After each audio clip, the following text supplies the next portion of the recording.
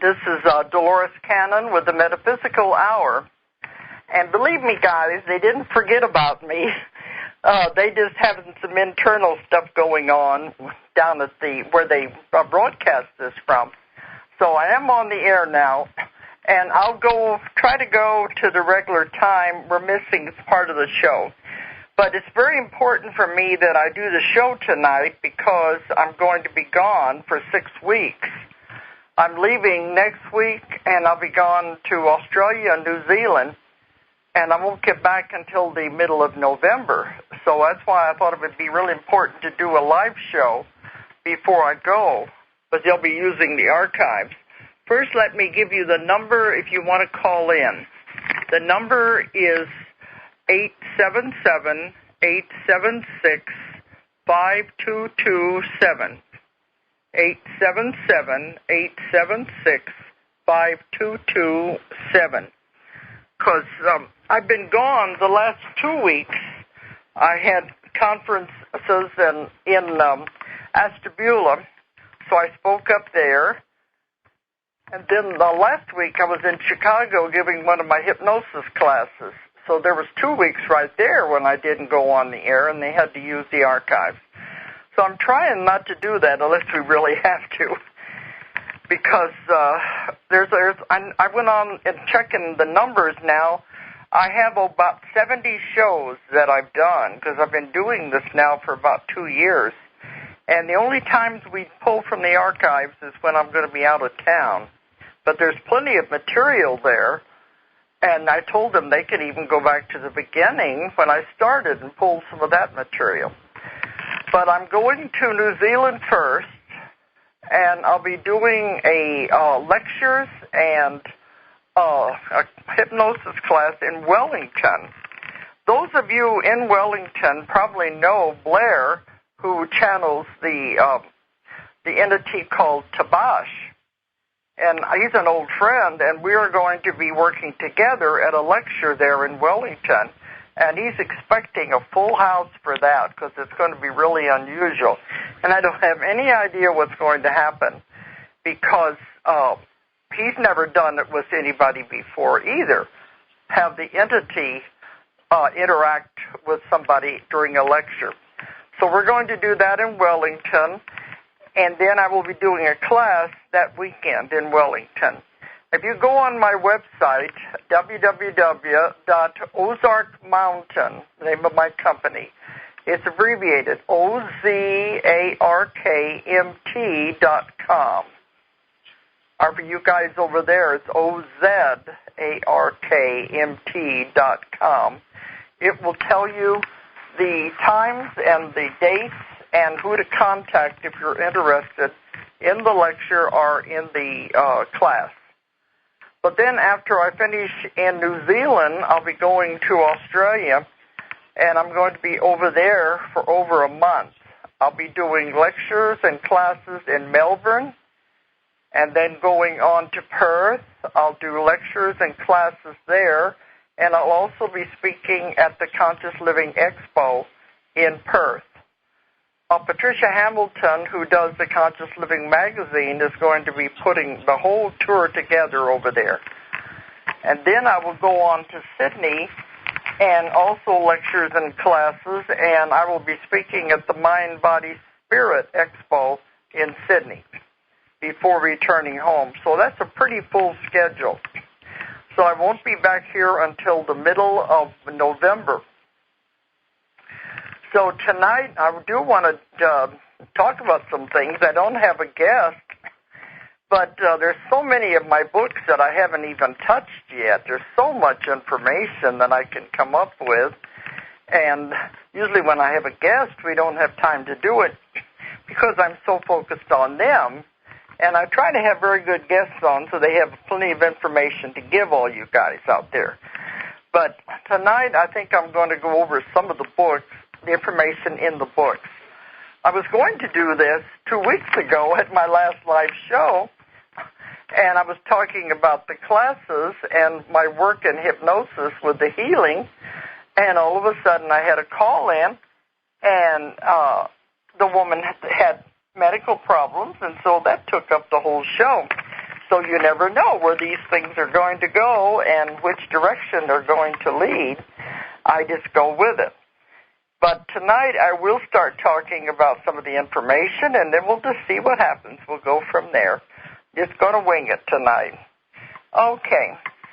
A majority of you know my work, and that the information I write about in my 13 books comes from the work that I do with hypnosis, because I've developed my own technique that is unlike any other hypnosis technique out there.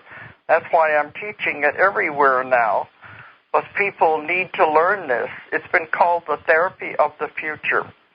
But when I do my work, I am in contact with the subconscious mind, but it's not the subconscious as referred to by the psychiatrist. To me, that is a very childish part of the mind that can be used for habits, but not for gaining the type of information that I get. So what I call the subconscious, you may refer to as the higher self, the oversoul, the higher consciousness. Does that mean there's somebody there? Hello? Okay. Yeah, go ahead. I never know where this is going to go when I'm on here by myself. Go ahead. Oh, thank you for taking my call. My question is, where will my soul go when my body is no longer a viable place for my soul to dwell? What was the first part of the question? Where it's what? Where will my soul go when it's no longer... Okay, I've given whole shows on just that alone. Oh, I'm so sorry I missed it. And it's in my book called Between Death and Life. Oh. That's a book I wrote on this, Between Death and Life, and it talks about where you go when you die. It also talks about what it's like to die and where you go on the other side. Because that's what a lot of people don't understand. See, you are not a body. You have a body. Mm-hmm. The real you is your soul and your spirit. That's the part that continues. It's been around forever, and it's going to continue to be around forever. And I'm so tired already. You what? I said, I'm so tired already.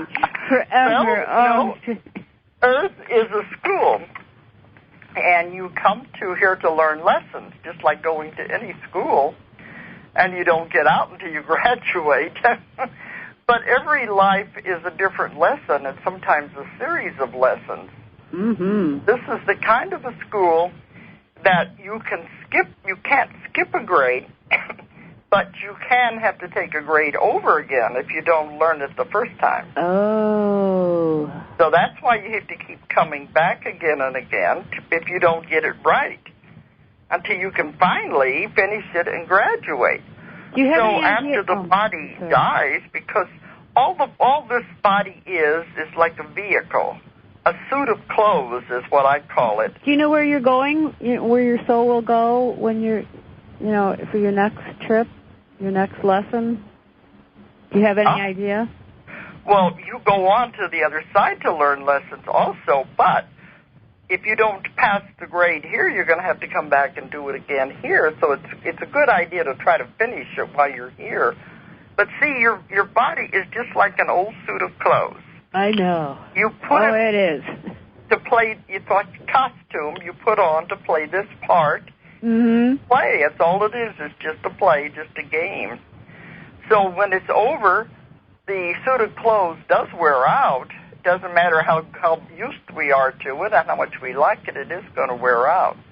So when it does, you leave that body, and after you go to the spirit side and get your next assignment and everything, then you come back and put on another suit of clothes to play the next part the next time around. But on the other side, there's many parts over there that you'll go to depending on your vibration and your frequency, how much you have learned, and to what part you have risen to. You can't go any further until you have learned the next step. Do you understand what I mean? Yes. But there definitely is God. In all of my books, it's called the Source. Oh, yes. That's where we all came from. But when you get over there, the important thing to know is that you are shown your life that you just left. And a lot of people, it's very difficult for them because they are shown their life, all the things that happened to you in your life, all the things you did. But how wonderful I was and how I was strong and just so wonderful. I'm being facetious. But it also shows you everything you've done, but it also shows you from the viewpoint of the people you interacted with. Mm-hmm. And that's from their viewpoint. That's what hurts, because you'll say, I didn't know I hurt them like that. I didn't know what I said affected them that way. Mm.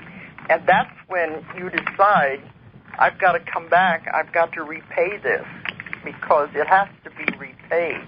Could I just, send a check or something rather than coming back? Send them a check, instead of having to come here and... So, no, I'm just being facetious again. Thank you so much for your... Yeah, I was trying to understand what that part was. But see, the important thing is nobody judges you. You judge yourself. You make the decisions what you're going to do next. Mm-hmm. And you got to keep doing it until you get it right. So if you know that, then you can focus on what you're doing now and try to help people. Right. Well, thank you very much. That's what it's all about, really. Yes, thank you very much. Did I help you some? Yes, you did. Thank you. Okay, but it's in the book called Between Death and Life.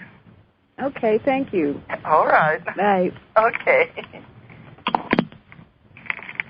I'm always surprised when I get a call because I've gone for so many years without getting calls. So that's why I was going to go ahead and start on the other subject. But if there's anybody out there who does want to call in, that's fine.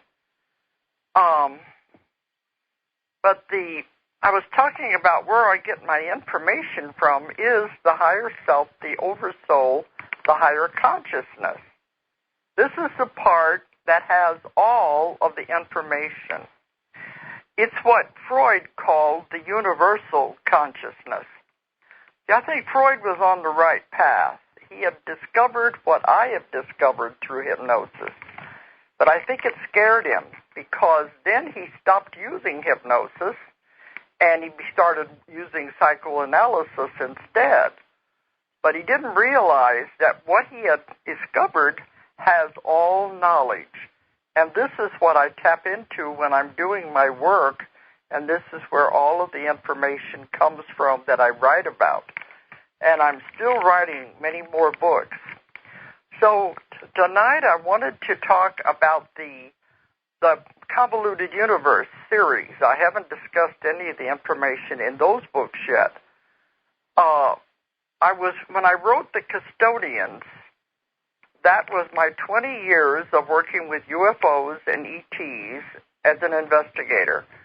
And during that time, I uncovered many, many theories that the other investigators have never even thought of or found.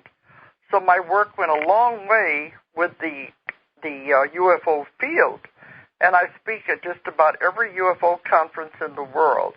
That was The Custodians. But as that book progressed, it began to go in a different direction. Instead of getting ET information, I was beginning to get metaphysical concepts. That was different, so I knew it couldn't be in that book. So then I started writing the Convoluted Universe books. And in the beginning, I thought it would be too complicated for people to understand. I said that the first book, I called it Book 1 because I had a feeling there were going to be some more. And now there are two, Convoluted Universe Book 1 and Book 2 are out, and I'm almost finished Book 3. And everyone keeps saying, when's that book going to come out? Because they really want that book. Because I tell them these are books for people who want their minds bent like pretzels. And a lot of them, I say maybe it's too complicated, but they say, maybe we don't understand it, but it does make us think. So what I'm going to do tonight is begin with some of the simpler parts of that book, Convoluted One, as I began to go through it. And over the next weeks when I get back from Australia, I'll try to cover some more of it because there's so much information in those books. But what I found was I have a whole section in Convoluted One dealing with Earth mysteries. If anything is a mystery, I want to understand it. I want to find out more about it. And I am so curious that I ask so many questions because this is where my mind goes. I'm always wanting to know more and more about everything. So during my hypnosis work, I will ask all the different people I'm working with the same questions. And if they all come up with the same answer, pretty much, considering the way people would word things, then I know I'm on the right track, and it gives it a lot more validity if the person is repeating the same things. So under the part about the Earth mysteries, I was always interested in lost civilizations, especially the continent of Atlantis. So I have a whole section on that part. Incidentally, that book is now being translated in Chinese, so it's going to be interesting the kind of mail I'm going to get. These books are all over the world in so many languages, and they asked me, they called from Taiwan, and they said, can we break that book in two so we can get it out quicker? And they wanted to break it right after the Earth Mysteries part. So we'll see. I said, I don't know what you're going to call it, though, if you're going to break it in two. So I have a lot of information about Atlantis, but I also have information about other lost civilizations. Because when I say they, you'll know who I mean. This is this larger part that I speak to. They said Atlantis was not the only civilization that rose to a high level. It was one of the most advanced and had the most promise. They really thought it was going to be the ultimate. But things got in the way. But there were other civilizations before that and after that even that rose to a high level, and then they were destroyed. And that's what they said. Now we can't afford to let this happen again because every time a civilization is destroyed, it takes a long time to build it back. The people have to start all over again from scratch and developing their normal necessities. But these other ones had achieved a very high level of advancement, especially with the mind. The mind has powers you cannot understand, and we had got to the point where we were using it to such a high degree. Many of the civilizations that I've had sessions about that I knew were not Atlantis, there was usually the men in the civilization are the ones that wanted the power, they wanted control, and they're the ones that ultimately caused the downfall of these civilizations. And I'm not insulting men out there, but I've never had a civilization where the women are the ones who wanted control and power. The women were always the ones who were trying to keep it from happening. In most of these sessions, there was always a group of women who had developed the mind power that were used for the positive, and they were trying to counteract the negativity that the men were doing with their minds. And many of these had developed to a very high level. But then it seems to get out of control. They think they can do anything with their minds, but then it's as though it backfires, and they discover something happens. It's like nature rebels, and they lose control. And at that time, there's no way to stop what's happening. It has already begun to escalate. And in all of these stories, some of them are in Convoluted too, there were groups of women who knew what were happening, and they were trying to counteract it with the use of their minds as groups. but often it was just gone too far and they couldn't do it. In one of these civilizations, it was described as not water. Water was what destroyed Atlantis, but it was described as huge walls of mud and debris that just came with roaring, and it just covered the entire civilization. And when that happened, the entire civilization was destroyed and everybody in it. And it was interesting that when I was on Art Bell's show, it's been a couple of years ago or more now, and we were discussing all kinds of different topics on that show, and I brought up the idea of Atlantis. I got an email. We got about 400 emails a day after that show, but I got an email from a female archaeologist. And in it, she was very angry at me. She said, "How dare you go on the air and talk about a civilization that there's not even one grain of proof that it ever existed?" And I thought, my goodness, lady, you're an archaeologist and you don't have any magic in your life? How can you do what you're doing without having the imagination to realize these things did exist? And I reminded her in the email about Troy. You know, that was a city that people thought was a myth and did not exist, a legend, until the man who found it had a dream, and it told him exactly where to go to dig it up whenever they had the archaeologists go. This has happened to lost cities in the Bible, too. They had some kind of a mystical experience that told them where to go and dig it up. But the point I'm making is, how are they ever going to find proof of these lost civilizations? Many of them are at the bottom of the ocean because they were inundated by water. But this one that I had showed they were not only buried underwater, they're also buried under mountains, hills of mud and mountains.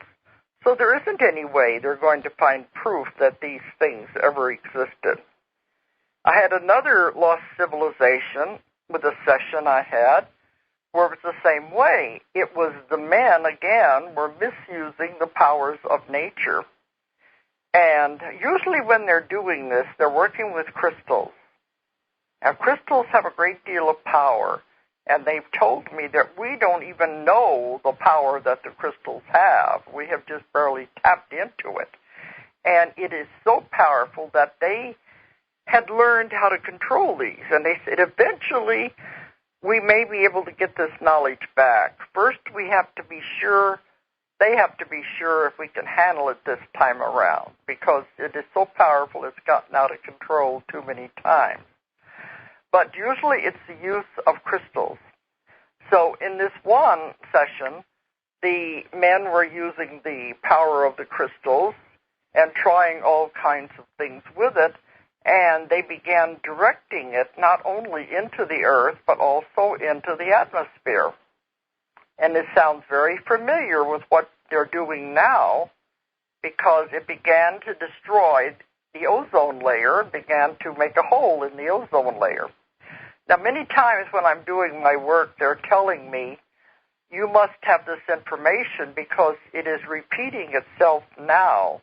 And that's why we want you to know. Maybe you can realize what you're doing and we can stop it before it goes too far. But in that session, they were directing it up into the sky, and the power was so great it was burning a hole into the atmosphere. And they said allowing the sun to come through, which it normally wouldn't have done. And there was also in that session a group of women who were trying to counteract the negativity with the powers of their mind in a positive way. What happened was that it burst through the hole in the ozone layer, and when the intense heat came through, it burnt everything, destroyed the whole civilization, all the people. And they told me this was what created the deserts in like Africa, like the Gobi Desert and the Sahara Desert. These were created by this intense heat that came through and burned everything. And in that session, it was interesting, as the woman was dying, leaving the body, she said, we must go to sleep for a while. And I thought naturally she was talking about the death process. But she said, no, the power was too great. The power has to go to sleep. Meant that they could not have it back for a while. We would have to go to sleep for a while. So that when she did come back into the next life, it was a very mundane existence in the Middle East somewhere, where it was totally different. They had no power, no abilities, nothing at all. But she said we had to start all over again because we could not have that power back again. So that was another example of the civilizations have been lost and destroyed in many different ways. Another session that I had, this is in Convoluted 2, was a group of just ordinary, I don't want to call them natives because they were more advanced than that. They did have a very primitive civilization, villages, and they had animals, nature-type civilization, and they were developing along that way. There may have been other parts of the world that had higher civilizations, but this one was focused on this simple one. And the man, there was something that would resemble a UFO. It was a huge spacecraft, landed outside of the village, and they told everyone to come out. And they said, go to the other villages and get as many people as you can and to meet them there. And, of course, they were frightened, but they did what they were told, and they gathered as many people as they could together. And they said, bring your animals too. And they took them on board the spacecraft. And those that wanted to go, went with their animals. And it sounds very much like the story of Noah's Ark. But what happened, they said they knew something was going to happen because they could feel it. But they took them on board the spaceship and went up. And from that position, this one that I was speaking to in the regression, he was looking out the window of the spacecraft, and they were showing him what was happening on Earth below. All of a sudden, there were gigantic explosions, like it's very similar to like A-bombs going off all over the entire planet. Of course, they weren't A-bombs, but it was like everything was exploding. The volcanoes, everything was happening at once. And fire and smoke spread over the entire planet as they watched it. And it was total, everything was burned. But then, as they watched, now this took about 2 days from their position in space. As they watched, they saw the planet was charred and it was totally black. And then green began to come back. And it gradually began to spread over the surface of the earth as they watched it. Totally changed in just a matter of 2 days. Now, you know, in reality, this would have taken eons of time for the earth to be totally annihilated to where there was no way life could exist, and then to come back gradually. Like that with the green, and the things begin to grow again. This normally would have taken long, terribly long periods of time. Now, so I had them ask the ET that was on board the craft, and I asked them what was happening, why this was happening. And the ET said, time exists down there. It doesn't exist up here. That was why they were able to see time speeded up. Now, the ETs told me in the book The Custodians, too, that time is an illusion. Time does not exist. They said mankind is probably the only species in the universe that has found a way to measure something that does not exist. And they also said, we will never travel in space until we get away from the notion of time, because that's what ties us to space.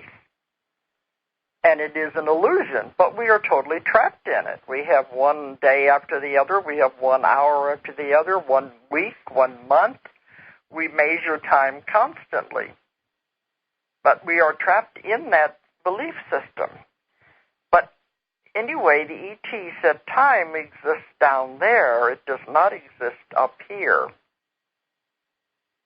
And I've always heard that if we were going to have a disaster happen to the Earth where something was going to be destroyed in our time, that the ETs would come with their spacecraft to evacuate as many as they could. But I've always assumed this meant they would take them to another planet or something, and the ones that would be brought back would be those people's descendants. Well, apparently this is not what happened in this case, because as they watched and everything came back, then they brought the people back down to Earth, the same ones that they had taken up. Only a few days had passed, but for the Earth it had been thousands and thousands of years. And everything was growing again, and they told them, no, your village is gone, nothing is the same. But they told them, you're going to have to start all over again. You're going to have to rebuild all over again. And they had their animals that they brought with them, so it was beginning everything again. It really does sound something like the story of Noah's Ark, where they went off and came back. But this was another example. So here I've had civilizations destroyed by mud, mountains of mud, and then by fire, and then, of course, we have the one about Atlantis, which was destroyed by water. So all of these are destroyed in different ways. But mankind has always survived, because that's what they said. The human race is so precious. They have devoted so much time to the human race. It must survive. Even if we destroy the Earth by our own foolishness, they are not going to let it totally be annihilated. But the story of Atlantis, I've written a whole section on it in Convoluted 1. Atlantis was not just a continent, as has been told. It was the entire world at that time. The entire world, it was not as advanced. These were just certain cities and parts that were highly advanced, just like it is today. There was also primitive societies, jungles, and natives. But Atlantis was the entire world, and the scientists and the more advanced people were located in the cities, the beautiful crystal cities. And we have a lot of information about what these cities were like, how they lived there. And the civilization of Atlantis went on for thousands of years, much longer than our own civilization. So this is why there are so many legends involving it. It was a long period of time. This is why they were able to develop their minds to such power in that period of time, because it existed for a much longer period of time than people realize. And they mostly focused on the power of crystals. They used crystals extensively in their houses and in their flying machines and their cars, if you want to call them that. They were more like hovercrafts than they were actually vehicles. But crystals were used in all of these things. In their houses, the crystals were used to heat and to cook with, and all kinds of things in the house, and for light, to cause illumination. They had the whole wall where it would light up, and all you had to do was touch it to make it go softer or brighter. Many, many things they did with the use of crystals. And so there were huge crystals that powered the entire cities.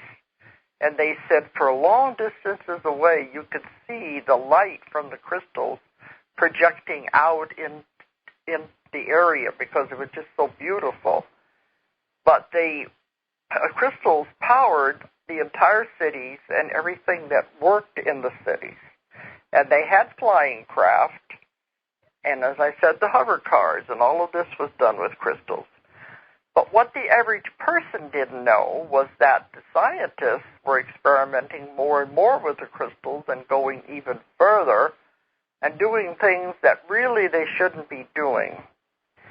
But they had succeeded in eliminating all illness. One of the sessions I had talked about machines that they had developed that used color. And there were different types of color that the person would sit under, and the color would heal them by the different, what do you want to call it, the vibrations of the color. They had learned to use that. They also used sound, but the color was very predominant. And they had machines that could heal the person. And so all disease had been eliminated. And by the heights of Atlantis, they had also conquered death to a certain extent because the bodies didn't age like they normally would. And the person stayed young for a lot longer because there was nothing that could kill them. If all disease had been wiped out and they were living in an idyllic lifestyle and situation. So you would have thought it would have been a perfect place where everyone would want it to stay like that. But, here again, it's as though, suppose man, when he got to the point he could do anything with his mind, absolutely anything. They could levitate objects, especially heavy objects like blocks of stone. This is how they built things. They could mold the stone into any shape they wanted. This is how the great structures of the world were built. They were built by the survivors of Atlantis. And I've gone into that also. But if you could do anything you wanted with your mind, it's almost as though they became bored. And they said, okay, let's try this now. Let's try that. And we'll just see what we can do with our minds and with the machines and the crystals. So it was not the way it was supposed to be. They told me one of the reasons Atlantis went down was because they violated the laws of nature, and that could not be allowed. One of the things they did was they began combining animals and humans. They were experimenting at first with it, and they thought, well, this would be interesting just to see if we could do this genetically. And they used them as servants and for different laborers and things like that in their society. But they began combining the genes, the cells, to create a half-man, half-animal. And they told me that the legends we have of half-man, half-animal, the centaurs, the minotaurs, the mermaids, all of these things, the legends are based on fact. And they originated with what was being done in Atlantis. It didn't come from Greece, where a lot of these legends are supposed to have originated from. They just were carried over into our time, into the civilization of Greece. But they were memories of what was actually being done in these ancient Atlantean times when they were doing the experimentation with the animals and the humans.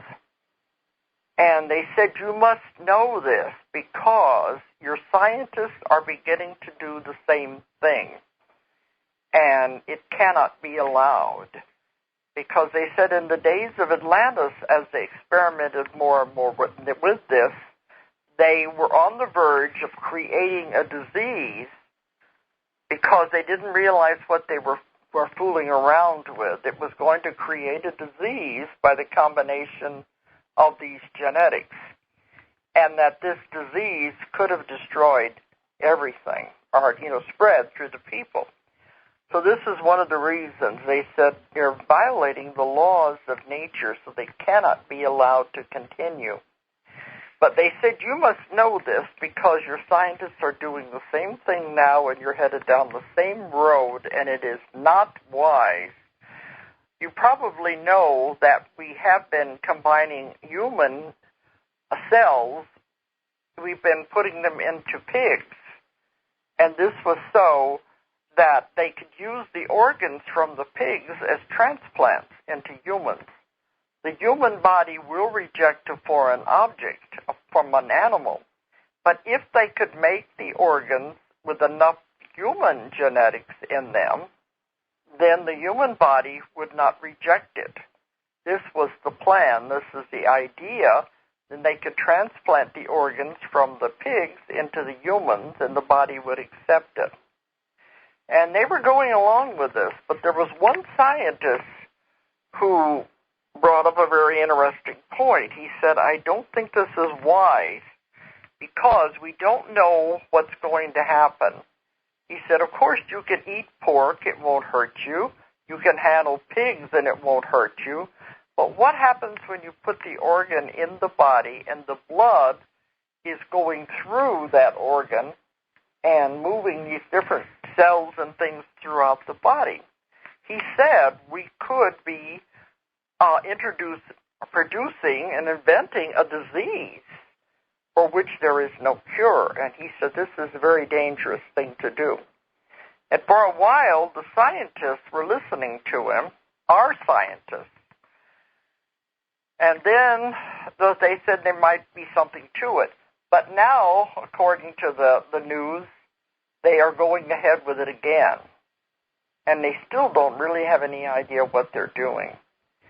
But that's why I was told you must know this, you must write about it, because it's one of the same things that brought Atlantis down. Another thing that was part of Atlantis' destruction was the misuse of the crystal power again. They had used it to the ultimate, and they had huge buildings or temples, whatever you want to call them, that had these gigantic crystals in them, and they were using them for various things in the cities. And they wanted more and more power, so they began beaming them down into the center of the earth. For whatever reason, they thought they'd get more power. But what they ended up doing was causing a catastrophe that eventually set off tidal waves and earthquakes and caused the destruction by water. That just huge waves that just took over everything and destroyed everything at that time. And I've had many people go back to those times when they were there and they sunk with Atlantis. They saw the waves coming in and they died at that time. But I've also had other people who have had sessions where they were able to escape.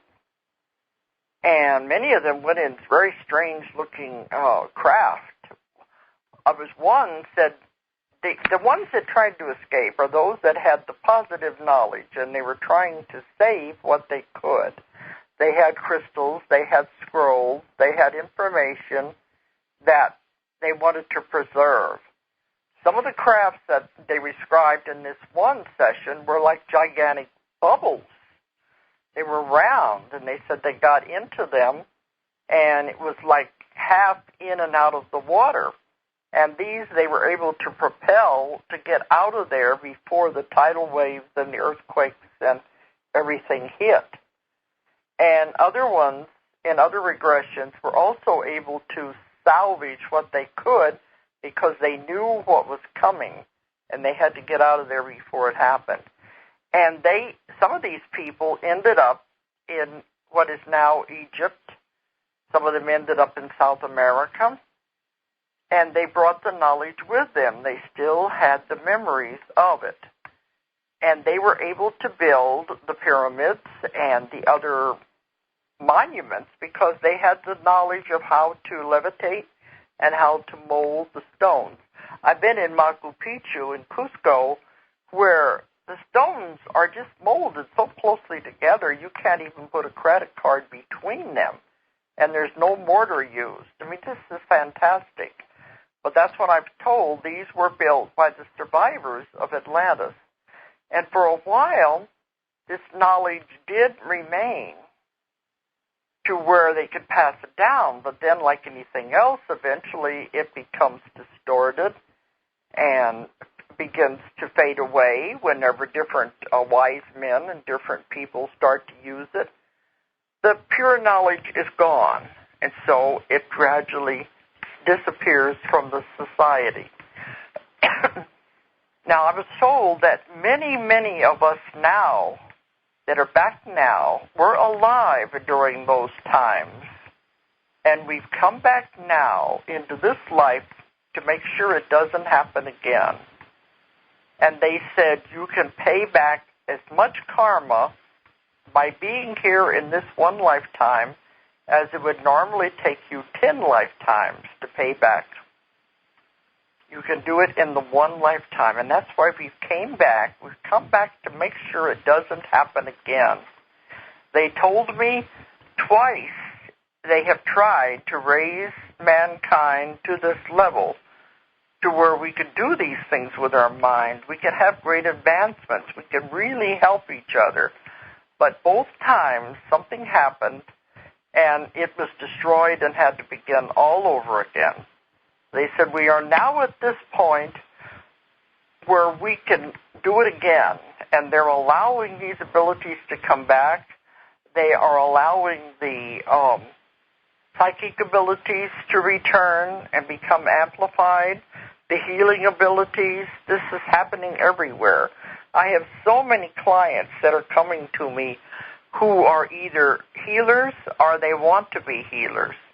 Many doctors are coming who are wanting out of the regular medical profession, away from the drugs, and they want to go into the alternative. They said now is the time to get it back because we need it right now. And they think maybe we'll be able to handle it. Maybe we'll be able to do it this time without destroying the whole world, the known world, the civilization. That's what they're thinking. But along this line, before I sign off, I want to bring up the mystery of the Bermuda Triangle because it directly ties in with what I've been talking about. You know, the Bermuda Triangle is where they have these strange things that happen when planes and ships disappear. And the descriptions they have given before their radio signals and everything give out is just before they disappear, it's as like everything is changed and different. To me, it sounds like they are going into another dimension because that is the descriptions that I've had from other people that I've worked with. Well, what I found when I asked about the Bermuda Triangle, they said it is the remnants of one of the temples or one of the buildings that was used during the time of Atlantis is buried way down underneath the water. And they said these buildings, this one in particular, was used for time travel and for going between dimensions. So it had machines there that these gigantic crystals powered so they could use it to go in and out of dimensions and in and out of time. So it was buried underneath the waves and the dirt. But they said it is still partially functioning. It was never totally shut down by the disaster. It was still partially functioning. So they said, if you could visualize, it's not really what it is, but if you could visualize a mirror hanging by a string, and as the water would move it one way or the other, if it would happen to flash upward toward the surface, then if there was any boat or airplane in that vicinity, it would be zapped into another dimension because that was the purpose of the machine. So it's still there, but it's not functioning correctly because of the damage. It doesn't do it all the time. It's just very sporadic.